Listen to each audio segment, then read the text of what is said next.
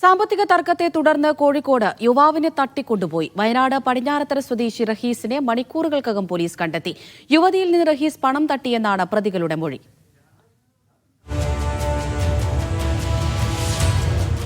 ഇന്ന് പുലർച്ചെയാണ് Nadakkavu sale tax ഓഫീസിന് സമീപത്ത് നിന്ന് റഹീസിനെ ഒരു സംഘം കാറിനൊപ്പം തട്ടിക്കൊണ്ടുപോയത്. വീട്ടുകാരിൽ നിന്ന് ലഭിച്ച വിവരത്തിന്റെ അടിസ്ഥാനത്തിൽ റഹീസിന്റെ പെൺസുഹൃത്തിനെ പോലീസ് കസ്റ്റഡിയിലെടുത്തു. ഇവരിൽ നിന്ന് ലഭിച്ച വിവരത്തിന്റെ അടിസ്ഥാനത്തിൽ നടത്തിയ അന്വേഷണത്തിലാണ് കക്കാടംപൊയിലിന് സമീപത്തെ രഹസ്യ കേന്ദ്രത്തിൽ നിന്ന് റഹീസിനെ പോലീസ് കണ്ടെത്തിയത്. തട്ടിക്കൊണ്ടുപോയ 4 പേരും സഹായികളായ 4 പേരും ഉൾപ്പെടെ 8 പേരെ പോലീസ് അറസ്റ്റ് ചെയ്തു. പെൺസുഹൃത്ത് റഹീസിനെ വിളിച്ചു വരുത്തുകയും കാറെത്തിയ സംഘം തട്ടിക്കൊണ്ടുപോവുകയുമായിരുന്നുവെന്നാണ് പോലീസ് നൽകുന്ന വിവരം. ഇൻസ്റ്റാഗ്രാം വഴി പരിചയപ്പെട്ട പെൺകുട്ടിയിൽ നിന്നും റഹീസ് പണം തട്ടിയെന്നും അത് തിരിച്ചു കിട്ടാനാണ് റഹീസിനെ തട്ടിക്കൊണ്ടുപോയെന്നുമാണ് പ്രതികൾ പോലീസ് നൽകുന്ന മൊഴി. സംഭവത്തെക്കുറിച്ച് വിശദമായ അന്വേഷണം നടത്തുമെന്ന് നടക്കാവ് പോലീസ് അറിയിച്ചു.